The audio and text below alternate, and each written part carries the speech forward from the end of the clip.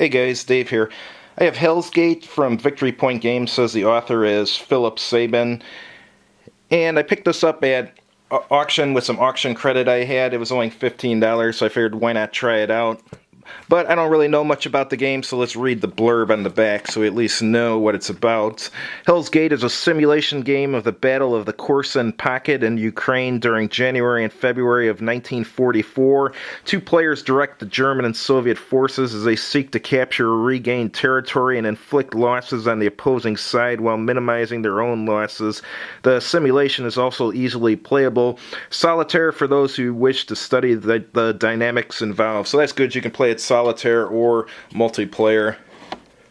Let's see what the components look like. It's got some weight to it, so I think it might have those good Victory Point Games counters that are laser cut, and they're made, I don't know if it's a wood or what it is, but it's a really good material. So let's see what's in here. There's one piece. Yeah, it's the laser cut counters. Those are the real good ones. So let's find the rule book first. Alright, back page of the rule book has necessary charts and sequence of play and a bunch of other needed information. Looks like it's 12 pages plus some designer's notes, and then the last page, the reference sheet. So let's see what's in this rule book. Starts out going over the introduction, the game equipment, going over what the different information on the counters mean, and then the sequence of play, which is the most important thing. Starts with the Soviet player turn, which starts with Soviet supply and reinforcement, and then goes to Soviet combat phase, then Soviet movement phase, and then Soviet recovery phase, and then it's the German player's turn. And they start out with supply and reinforcement, then combat, then movement, and then recovery. And the last phase is an administrative phase, just housekeeping. So then the game starts going over zones of control, supply, reinforcements, combat, movement, recovery phase, and then starts telling you how to set up the game. And then there's some special rules it goes over. And it looks like it's got two example game turns here. That's always a really good idea. Or are those example? Hold on one second. Oh no, that's special rules for the game turns. Okay, so there's special rules for game turn 1, 2, 3, and 5, and 7, and turn 8. And then it goes over how to win. That's important. Let's take a look at that. At the conclusion of the 8th game turn, the game ends.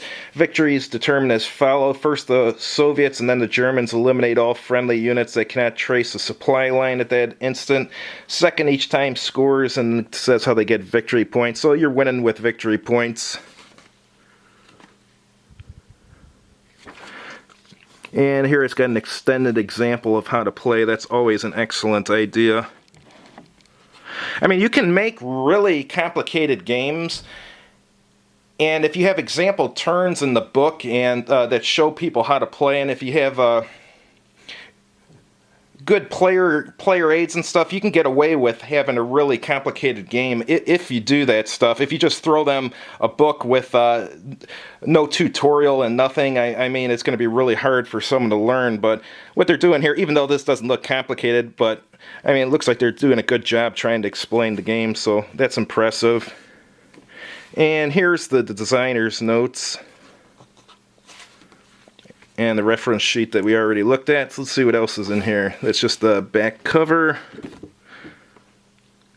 And then here's a little blurb about their company.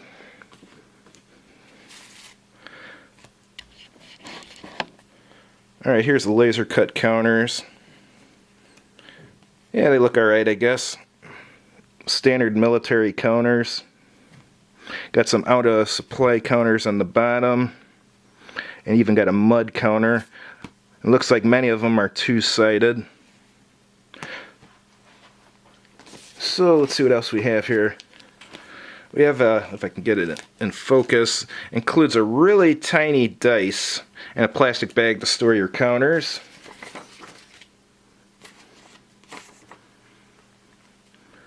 And a little card from the manufacturer.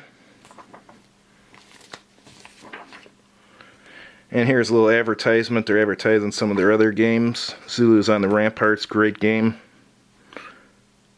Wasn't a fan of the Alamo Remembered. Alright, let's look at the map. The map's a paper map, but it's a rigid paper, so it's better than your general paper map, the material they use at least.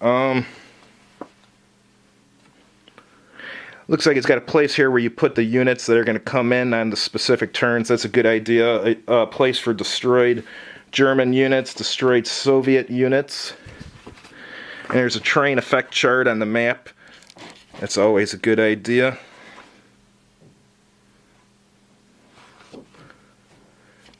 And here's the terrain. Really big hexes and stuff. So there's probably not a super amount of movement in this game since there's so few hexes, but anyhow, it looks interesting. I'm going to try it out and I'm going to review it, and thanks for watching. If you liked the video, please click like on the video, and if you haven't done so already, please subscribe to this channel, and as always, have a good evening.